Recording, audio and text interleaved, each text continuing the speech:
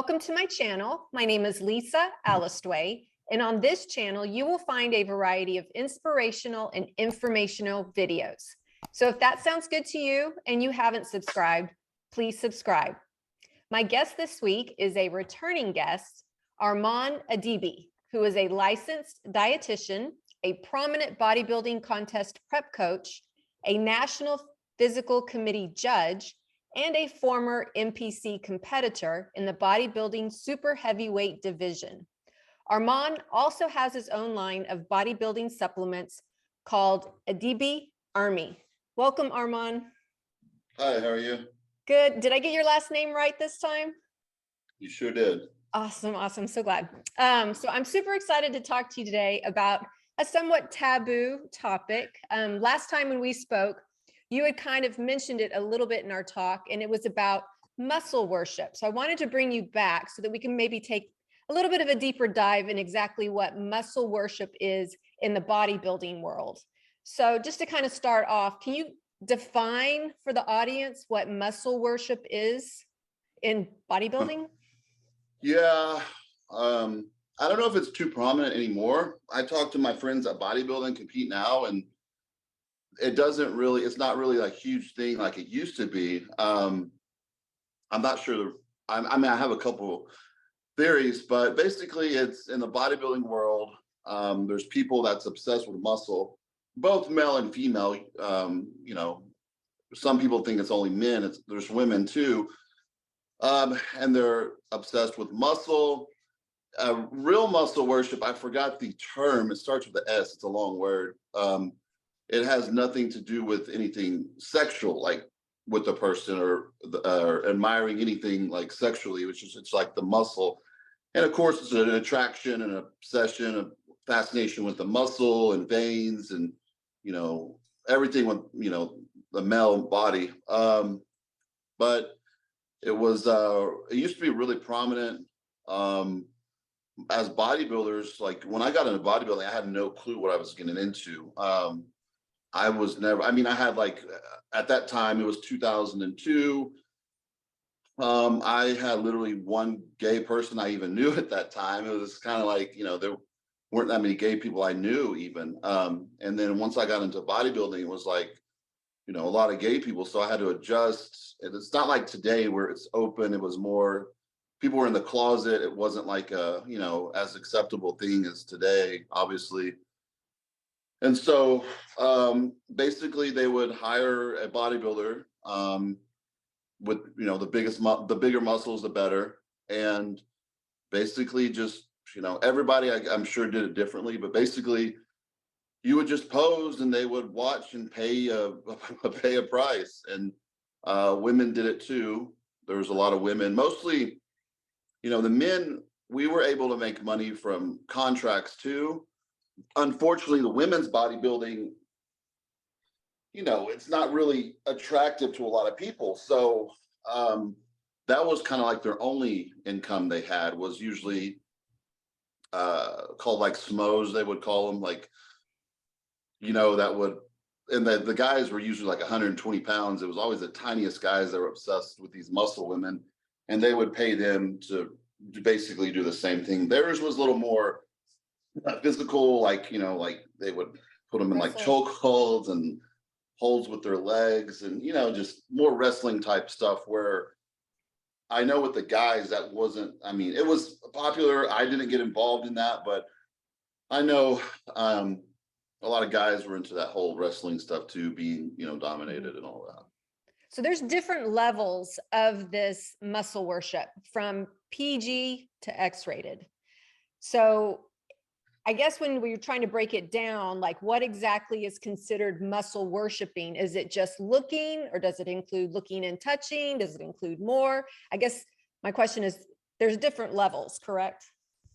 Yeah, it's just whatever, usually real muscle worship is usually nothing sexual at all. Usually just posing and someone just watching and maybe touching a bicep or, a chest or something like that. That would be like the most legit muscle worshiping out there. Of course, I'm sure there's guys that went further than that, but if it was legit muscle worship, the guys I mean, they weren't pushing more than that. That's what they were satisfied with.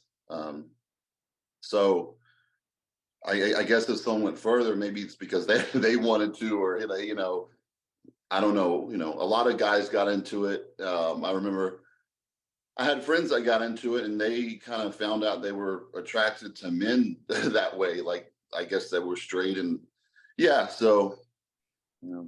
Okay, so you had mentioned that it's not as popular today. So why do you think that? What's the theory behind that? Um, I think generation too.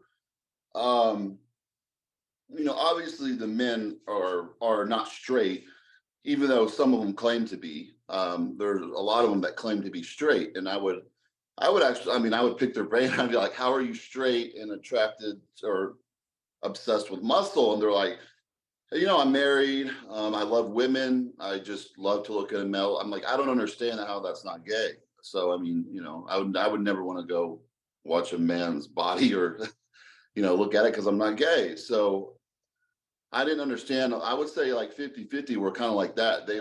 Maybe they just don't want to admit it, or maybe they didn't want to come out of the closet to themselves. I don't know, but a lot of them, most of them were very respectful and didn't really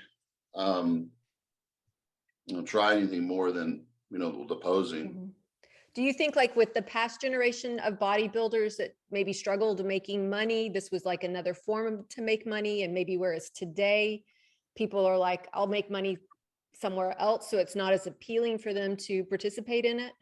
No, today the guys are doing way worse. I mean, they would love to have something like that, because Mm, at least we had contracts that we made money from.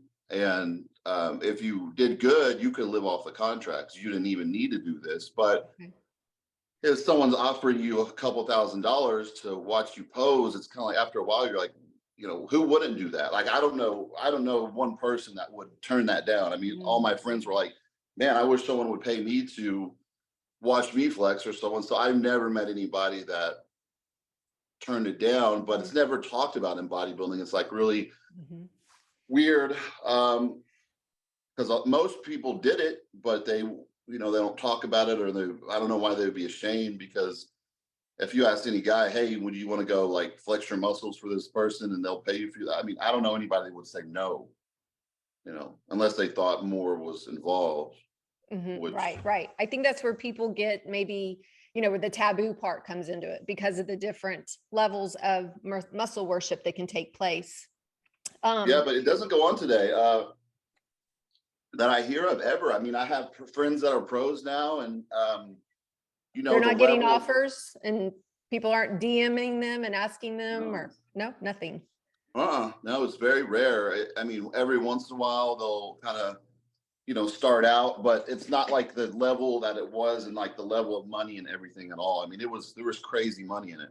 Mm, I mean, there's people that, retired from competing just to do that, year round. They would travel, different countries, even to do this on a full term basis. okay.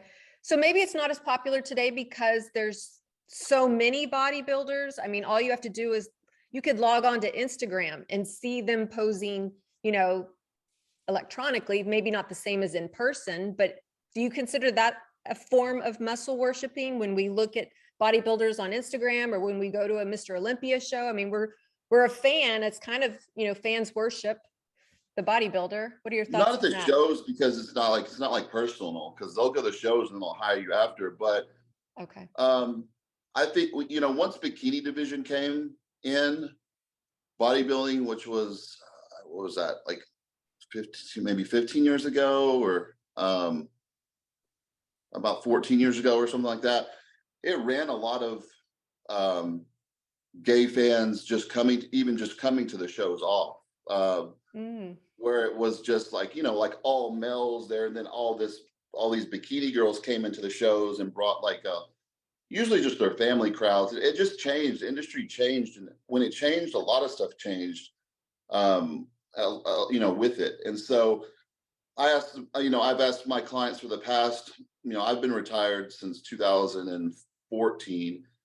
And at that time, there were still people that did it, but it wasn't as popular. But I would still get messages all the time. Obviously, I stopped doing it at a certain age, and then just because it's just kind of like weird once are grown up. When you're like in your teenager in your early 20s, you really don't care. You're like, yeah, I don't care. I care less. So I think a lot of the women ran them away at the shows, and then just like a new generation of gay guys or people that admired it. And like I said, the webcam too, that used to be a huge thing where you could make $7 a minute doing webcam for, like, they had websites. The biggest one being like Muscle Gallery. That was where the top tier bodybuilders were. Like, you couldn't be on that site if you weren't like at a certain level or good enough. And they would pay around $7 a minute, and that was another form to do it like online. And like I said, but there wasn't like Instagram then, when people's posting all this stuff kind of for free, so they could just scroll through now and see a lot of these men just putting it out there for free. That's why a lot of the people that had the transition between non-social media to social media had a hard time, because it destroyed a lot of the money. And so a lot of the kids now, that's all they know, so they don't understand how good it used to be. And then so I'm like, no, it used to be a lot different. Social media, It ruined a changed lot the of the game. money. Big time. Yes, yes. So when we think about like muscle worship and the origins, it really takes me back to like, the Greeks and how they were admired. And, we have the sculptures, we have the paintings, we have the engravings of all these like Greek gods. And so people were admiring and the muscles all the way back to, with the Greeks. Do you think that muscle worshiping is not a new phenomenon, in other words? No, it's been going a long time. I mean, bodybuilders before me, spoke about it too. They weren't as open. Even Arnold, I mean, that's like, he came here, and if people really know about Arnold, he was really, the guys were taken care of by men. So he was getting paid for posing and so forth, allegedly, yeah. I guess. Yes, yes. Yeah. Yeah, what's interesting too about muscle worship is, like, it's not only in bodybuilding that this takes place. You have it in other sports. It might not necessarily be muscle worship, but it might be body worship. It could be strength worship. It's just, there's other forms of it that people, admire in a particular body. Yeah, I mean, I don't know about other industries, but yeah, bodybuilding. I mean, my friends that play professional sports, they didn't really deal with it. So I don't know who else except bodybuilders. So that get you don't know any other sport that gets asked to do it. No, powerlifters, they're usually, fluffy or fat, so people aren't really attracted to that. Usually the more extreme, the better. The more veins, the more conditioning, the better. You'd have some people that would like maybe a softer look, but most people like the extreme look, like right at contest time. So they would go to the shows, and they would, some of them would be like, hey, are you doing, this show? And you'd be like, yeah. And they're like, well, can I set up a session with you? And all guy, I mean, we all got the messages at the time. There might be some of them some bodybuilders that weren't, I don't know how to say, that appealing or attractive, maybe didn't get many messages, but most, if they were decent looking, they got messages. Obviously, it's about the body a lot, but I think they cared about overall looks too. And were like photographs or videos taking at this muscle worshiping events? I mean, it was, I guess it's up to the person that's doing it. Whatever boundaries they guys, set. Yeah, I mean, I had guys ask, like, can I take a picture? I was like, no. So I mean, it's just kind of like, on some It's what's picture. I mean, it's what's negotiated beforehand, and yeah, then the boundaries that are set for the muscle worshiping. yeah. I mean, you set your boundaries, and then they had a website at that time where all the men would go in there and kind of talk about their experiences with certain bodybuilders.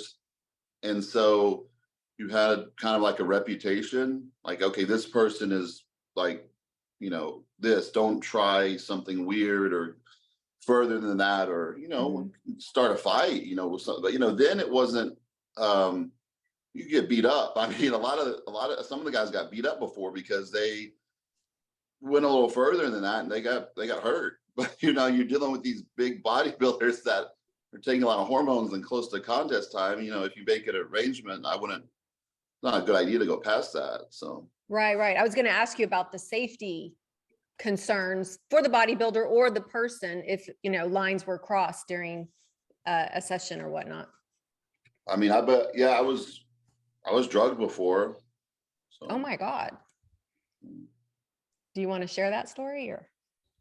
Yeah, I mean, me and my friend, it was locally in Dallas. This guy used to own an art gallery, and his house was in the back of his art gallery. We met him at the gay bars because the gay bars in Dallas were a huge place for money, like for the bodybuilders to be at. And we met him there. And getting into this whole scene was really, a shock for me because I didn't even know this existed. And it was all like, I got interested in bodybuilding at like 15 or 16 or so. I competed at 18, and then boom, like all of this as soon as I was getting into it. And, I made a website as soon as I started bodybuilding. I had a friend that knew how to do them, and he made a simple website for me. And that's when, not many people had websites unless they were really established. And so people were able to contact me, pretty early on. And then I think my first magazine was a year after I started. I had everything happen pretty soon. So by 19, I was in all the magazines, and so they would just look up your name and, see if they could see if they can find you, and they would, because it was hard to find people then. There wasn't, I can't remember when MySpace. I think there was MySpace. I can't remember what year that came out. I know we had MySpace, which was they would contact you on there. Early 2000s, somewhere in there. Yeah, so I think we had MySpace too. So that was a big one for contacting us too. So you were drugged. Were you able to safely get away and file charges or any of that? No, so me and my friend went to the guy that goes to art gallery. Luckily, I had a friend with me. He's like, "You guys want a glass of wine?" We knew this guy, so we, been there before, and we took like a few sips. We don't drink. Both of us weren't drinkers at all. We're like, okay, well, I guess we'll have a glass, whatever. Because we weren't excited to be there. I mean, like, let's be honest, we were there. You were working. Let's make X amount of money and leave. In reality, we thought all these people were weird. Obviously, we were, and I would have talks like with my mom sometimes about, she's like, why do you entertain those weirdos' addiction? I'm like, my mom was really strict, and was raised Christian. I was raised, strict Christian, but I was like, there's nothing wrong with it, Mom. I'm like, not doing it. She's like, well, they have weird fetishes and they're giving into them, and whatever. I'm a grown man. It is what it is. So we took a few sips, and we started feeling like, I go, dude, do you feel okay? Like, he's like, I feel weird. I was like, dude, he drugged us. I don't feel okay. And we were, the room started spinning a little bit, and his name was Milton. I still remember his name. And when I was younger, I was pretty hot-headed, and I was like, Milton, not in a nice way, what did you put in here? Yeah. And I mean, you could tell, like, he got caught, like you could see in his face, like, he's like, nothing, I would never do something like that. And I said in a certain way, I was like, this is what's going to happen. You're going to write it, pay us this amount each, and then we're going to just leave instead of hurt you. You drugged us. So I wasn't a fan of the police, so I wasn't going to call the police. We were going to hurt him. He drugged us. So Oh, wow. yeah, I mean, so he That is, paid us, and he paid us with a check. And I said, this better not bounce, and he paid us and it cleared, and we cashed it, and we okay. never, I think it was like the third time hanging out with him. Oh, wow. Well, that is definitely a cautionary tale for people. And I'm glad, nothing bad happened and you were able to, safely still get paid and get away. So, wow. So let's talk about muscle worship in the advertising and marketing in the modeling business, because we know a lot of companies will seek out, particular body types, particular, big muscle guys to sell their products. And we see it, pushed in social media and so forth. Did you have a lot of that for yourself when you were starting off with all of your bodybuilding? Offers for what again? So like modeling, your modeling contracts, your, we see like advertisers will use bodybuilders to sell products, because I mean, the hidden understanding it's still a form of muscle worshiping. They're not going to hire other people. They're hiring a particular body shape. You mean like supplement contracts? Supplements, clothing, whatever, No. advertising, marketing, or just modeling in general. Yeah, I had all those. The modeling came in a little further. A few years when I got into it, because first I got into bodybuilding, and then there was bodybuilding and bodybuilding modeling, like the fitness modeling, and then there was separate, like just regular modeling, which usually paid more. And I wasn't too big at that time when I first started for it. And eventually I started getting too big, and they said, hey, if you want this gig, you need to lose 15 pounds. And it wasn't fat, it was like muscle. So a lot of times in the off season, I would purposely lose muscle, and that was affecting my bodybuilding career, just to go do, these modeling gigs. And they paid a lot more for their photo shoots, probably about 10 times as much. Oh, wow. And then you had opportunities, like I remember Armani was interested in me for an underwear ad. And this was when I was in New York. I lived there for, I think, like 5 months. This model agency brought me up there and wanted me to sign with them.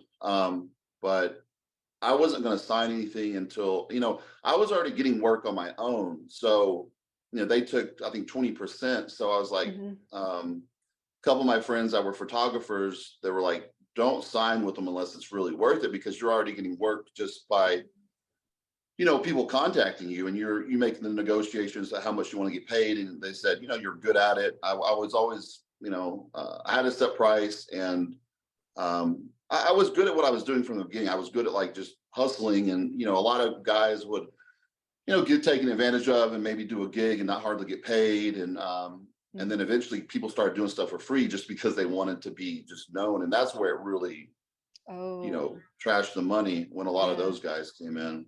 Yeah. But I definitely remember a time like in the 90s with like Mark Wahlberg, they would put like the muscle guy in the Calvin Klein underwear. Like there was a definite muscular shift change in what people wanted to see in their models. It was less, the thinner, skinnier types. They were like, no, we want to see more of muscular models.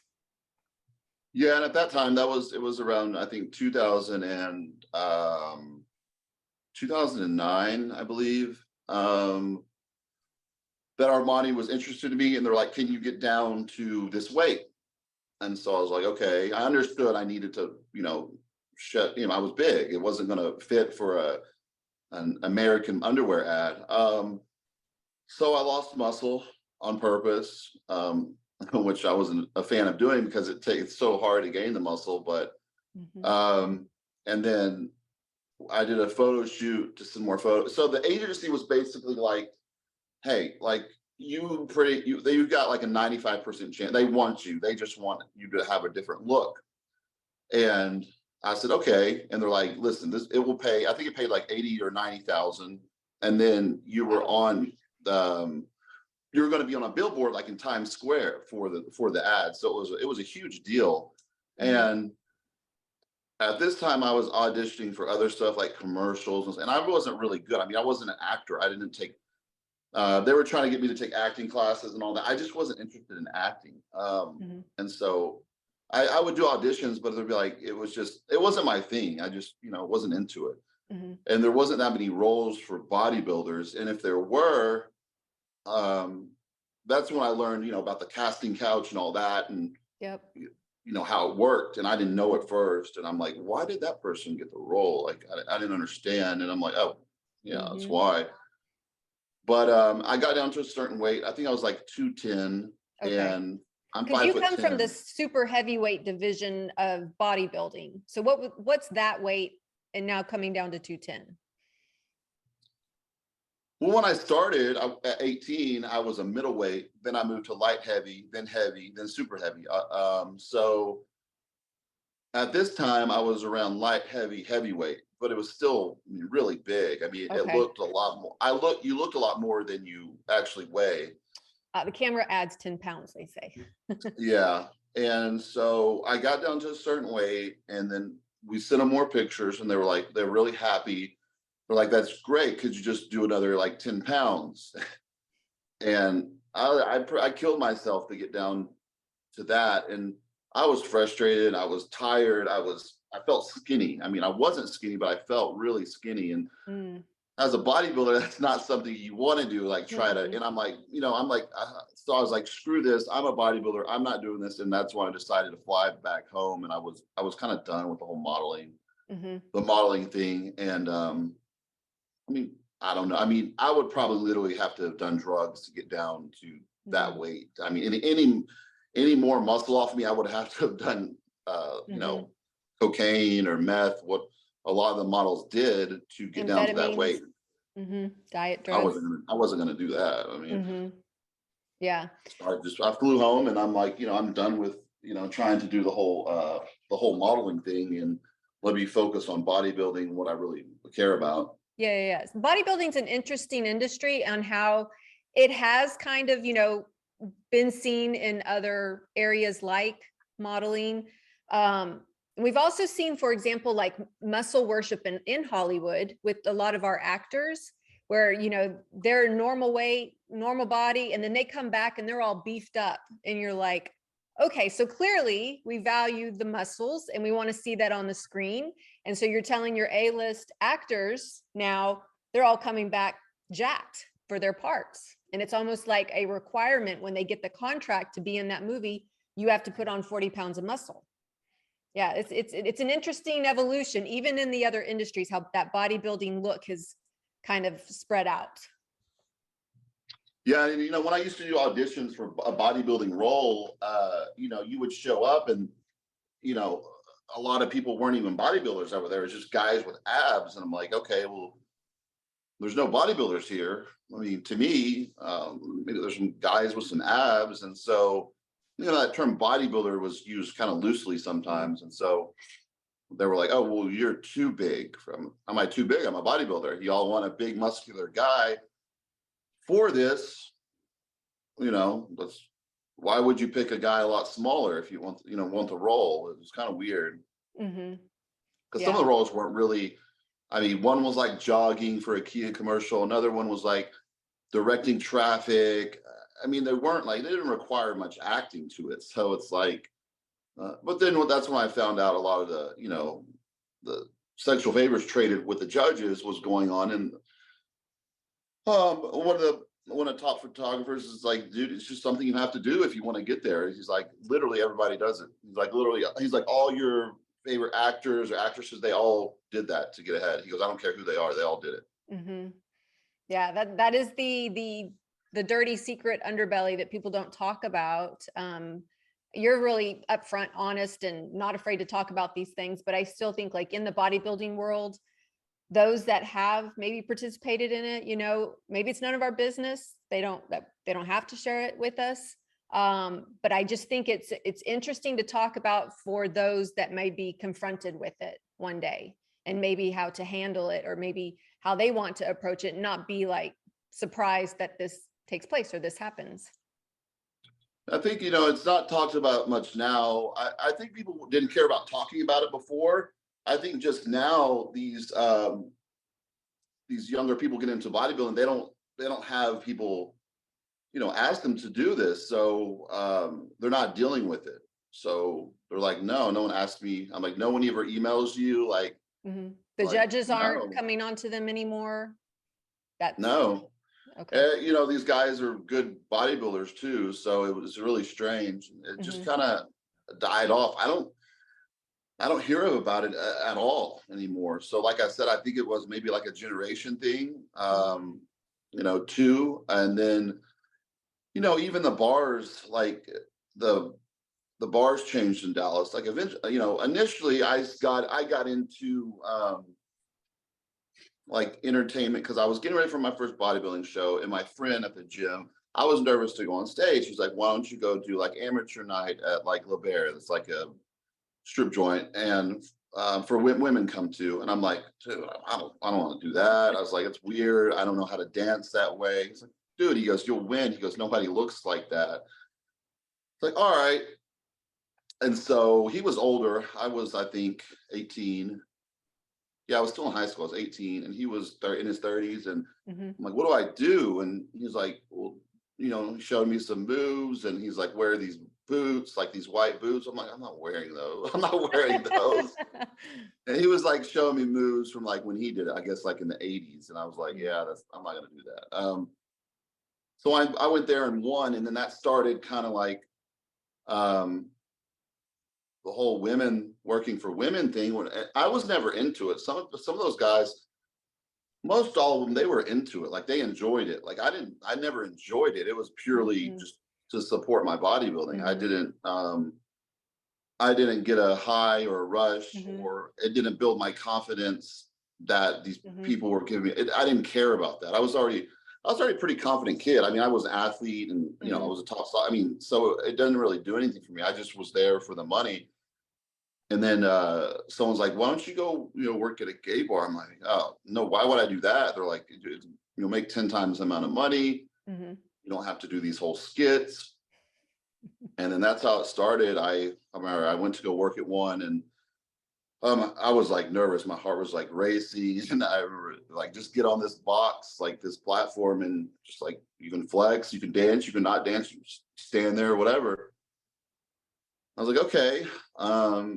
And then you're pretty high up. I remember the first time this little Asian guy came up to me. It was like, started tipping me. He's put it like, and I had this like boot, like these black boots on, and I looked down. It's like $500 bills.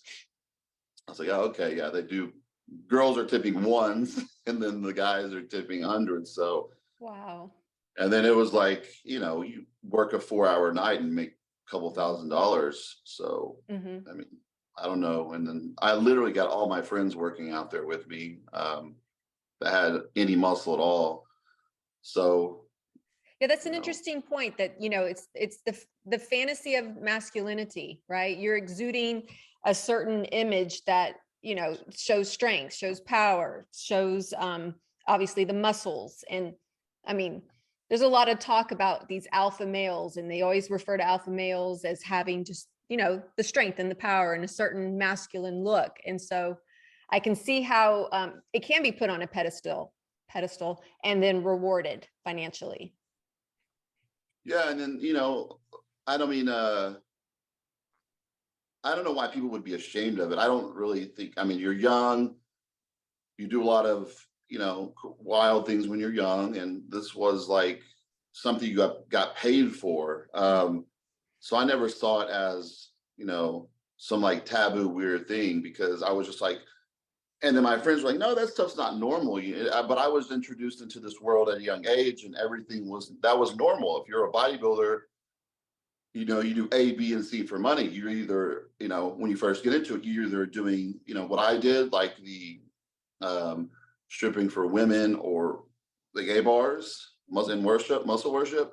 You're either, selling drugs, I mean, I think that's pretty much it. Like, so you're either selling drugs, or where you go to prison, or you're doing this, which was legal. And I chose to do that. I mean, a lot of my friends were, manufacturing and selling, and, I Yeah. saw the repercussions of a couple of them, some of them got like 20, 30 years in prison. So Yeah, that is interesting too, that you pointed out, like, we a lot more male worshipers than female worshipers. And if there are female worshipers, they're not as good at tippers. They're not going to pay for it as much as maybe some of the men, obviously gay men or bisexual men.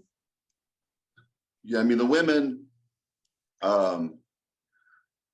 don't want to pay for that. They want to, I mean, later on, a company called contacted me. They had a TV show called Gigolos. It was, I forgot what show it was on. And they had a website too. And they're like, hey, I don't know if you'd be interested, and we don't have any bodybuilders on there, but do you want to, I'm like, well, what do you do? They're like, you go on dates with women. I'm like, so you're an escort? They're like, yeah, but you don't have to, you do whatever when you're comfortable with. It's a dating experience. I'm like, okay. So I read their whole,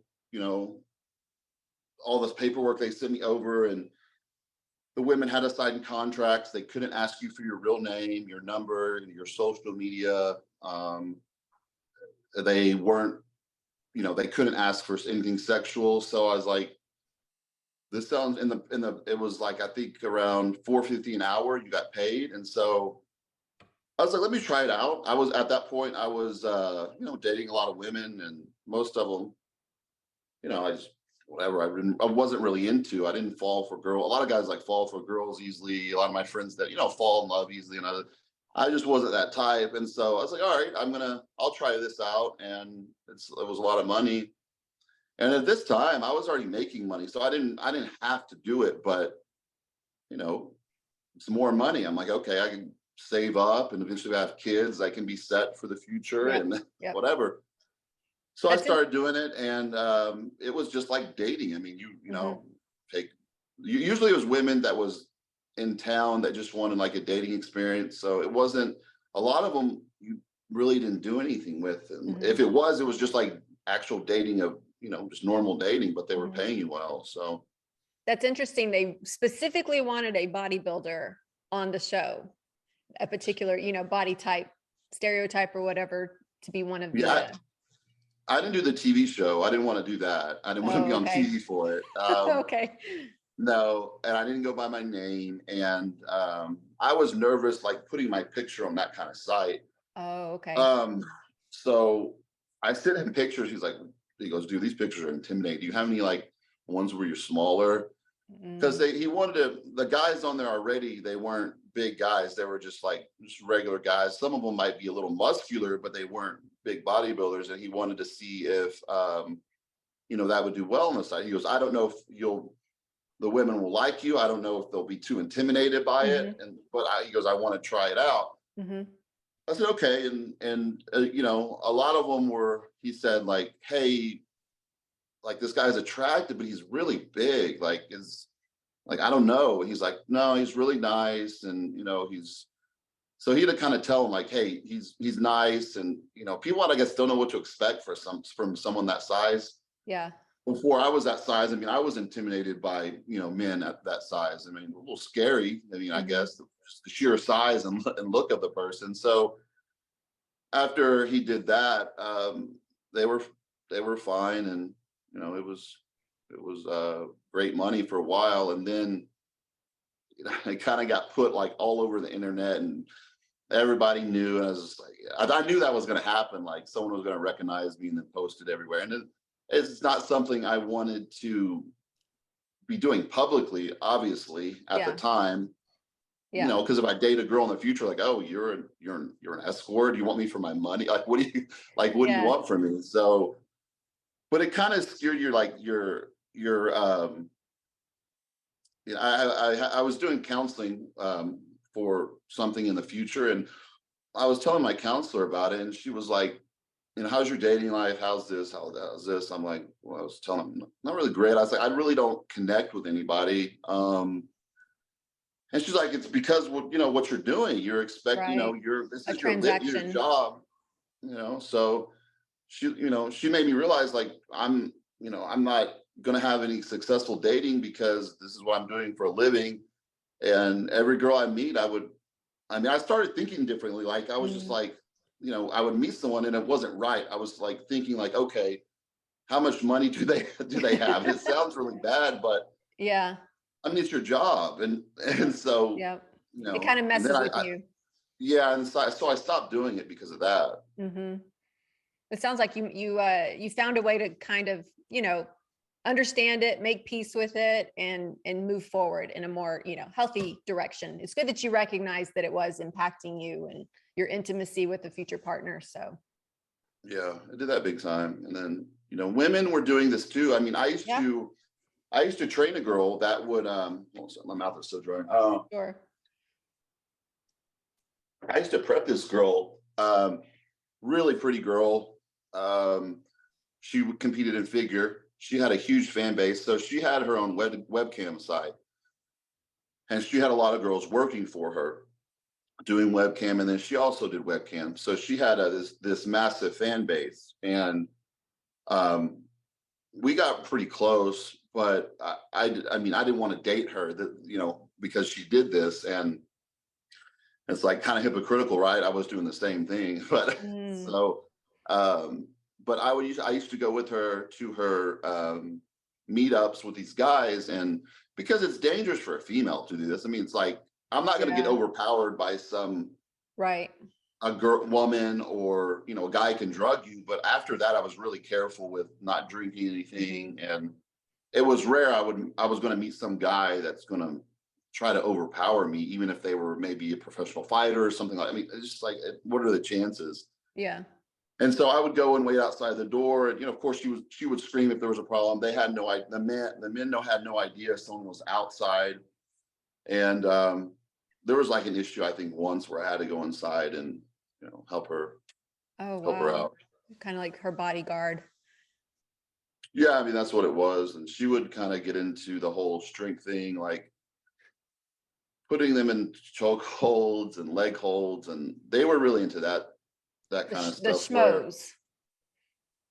yeah, and they're always usually really tiny guys. The Tiny guys. dorkiest, tiniest guys, and then um, Is yeah, that she did still that popular now? Is that still popular amongst the for the women? women. Yeah. The muscle Yeah, worshiping of women. More popular than the men today. yeah, I know. So I know females that still are kind of into it. There's still those guys out there for their market for that, and Mhm. unfortunately, that's how the women over the years made money, because even if they were well known, the women Yeah. competitors, they weren't making money from contracts. They were paying the men, right? Like men buy supplements. Women get into it a lot more now, but at that time it was predominantly men that were buying supplements and buying all this muscle building vitamins or whatever. Mhm. So that's just how it was. Interesting, interesting.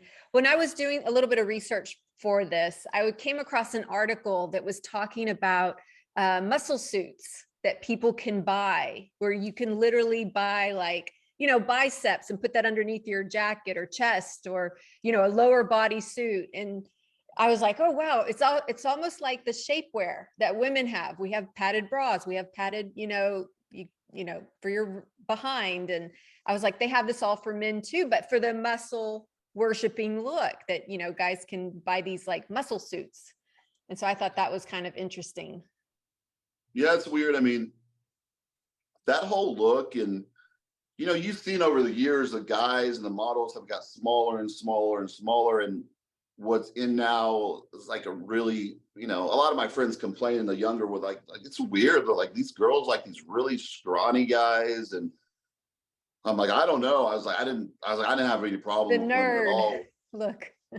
Yeah, and so they're like, yeah, they don't like big muscled up guys. I'm like, well, why not? And I'm like, they do. They're just, maybe they're not used to it or something. Because I would meet girls like that. They're like, that's just too much. It's gross, and Yeah. like they would, yeah, their mind would usually change on that. But I guess Yeah. it's today. It's just different. That's not as the looks not as in you work hard, and people kind of like, oh, you're just, but make it sound like you just took all these drugs to look like that, or Mm. kind of put down all your hard work, and like it's just like, what's the point of doing this and looking this way? And you got people that are obese in wheelchairs because they're so obese, like giving you dirty looks. looks. It's like everything's backwards. And so things have changed a lot with the whole, what Yeah. a guy wants to look like and stuff like that.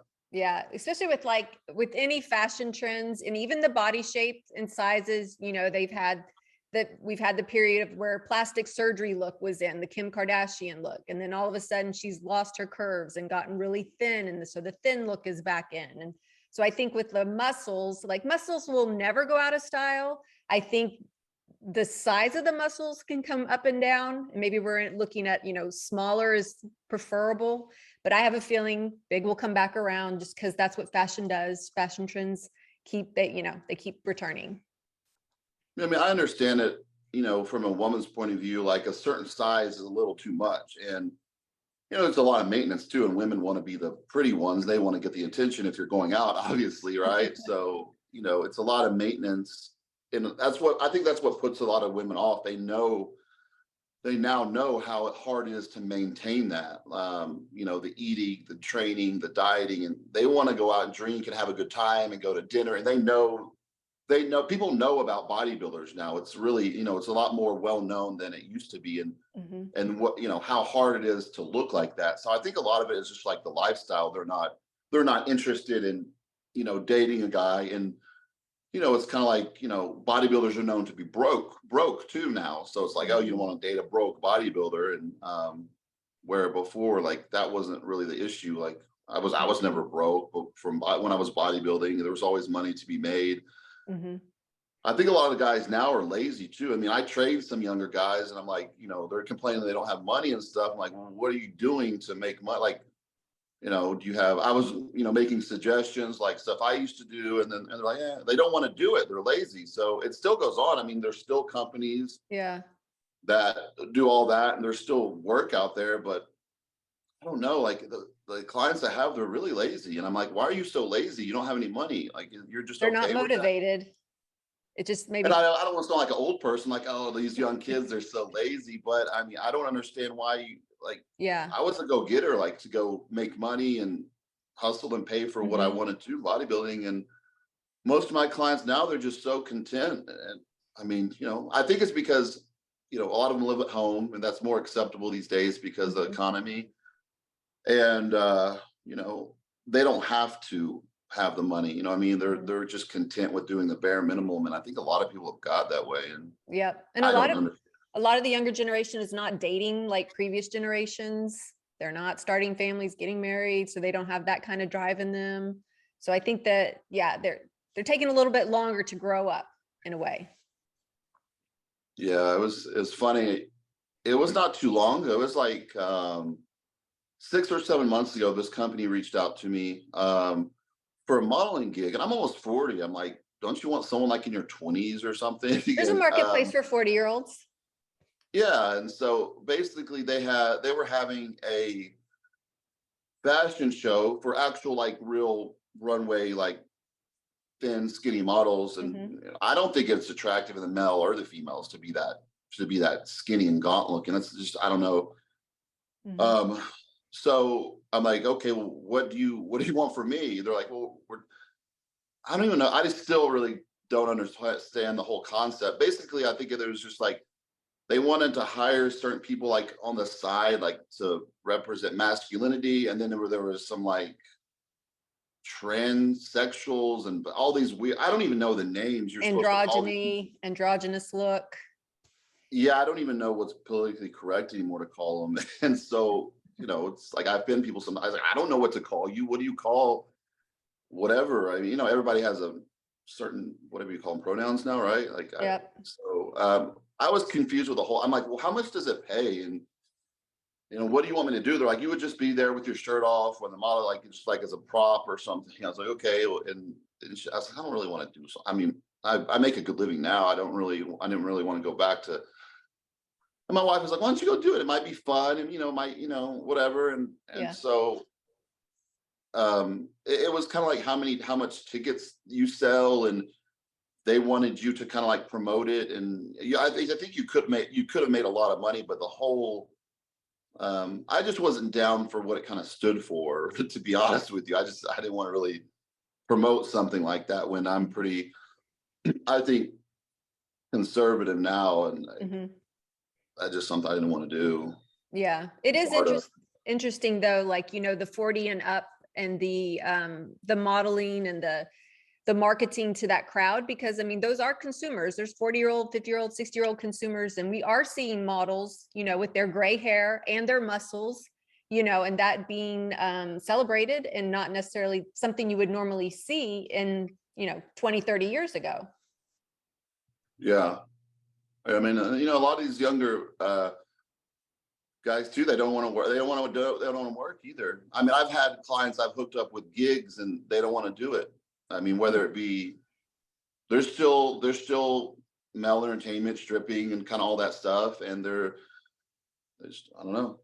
They're nervous. I'm like, okay, well, you go do it. Everybody's nervous. You get it over with, and then you can make money, so you don't have to complain about, you know, you're broke and can you pay me later on? Because no, you can't. So if you want to pay me every month, go do, you know, Go do some this to gigs make and money. jobs. Yeah, yeah. Interesting.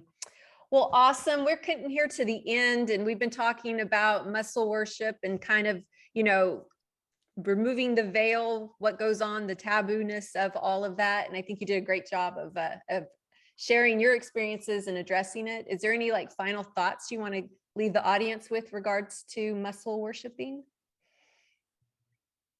No, I didn't know. Someone in the comments, you guys, I don't hear of it anymore. It's like, I don't, it's like something that's kind of dead. And I Yeah. talked to my other friends in the industry, they're, you know, that are up there, like, Dave Plumbo and stuff. He's like, doesn't really go on much anymore. And It's not I just think, stigmatized. I think we've removed whatever stigma was associated with it 30 years ago, whereas today it's like, okay, there's not really, we don't need to be ashamed. There's no shame here. yeah. And so I think that that's a really good point.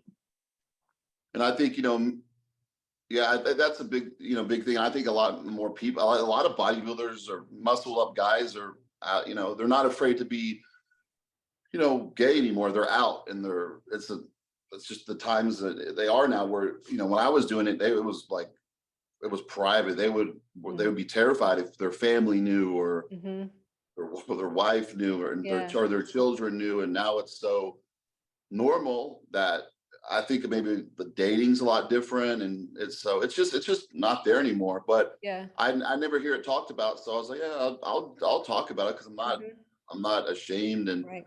I didn't cross a certain boundary either, where I'm sure some people did, but most of my friends, they were pretty black and white. They weren't going to do certain things. Yeah.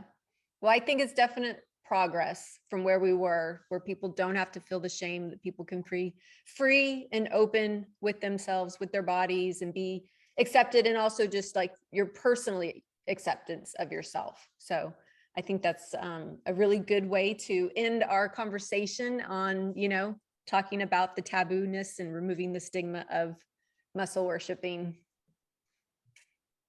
Yeah. I mean, like I said, at the bars too, they were terrified to be known. It was a place where people would go to, maybe a lot of them weren't even dating, just because it was kind of hard to meet people. They had the websites, but if people found out, they were, and that's a bad way to live, just to be shamed or afraid. And Yep, nobody should have to live like that. Well, awesome, Armon. I sure do appreciate you coming on my channel today and talking with me about muscle worshiping. I hope that the audience enjoyed the conversation. Lots of good information in today's talk. Yeah, that sounds good. Thanks. And if you guys like this video, be sure to give it a thumbs up, and don't forget to leave a comment down below. We'd love to hear your thoughts on muscle worshiping.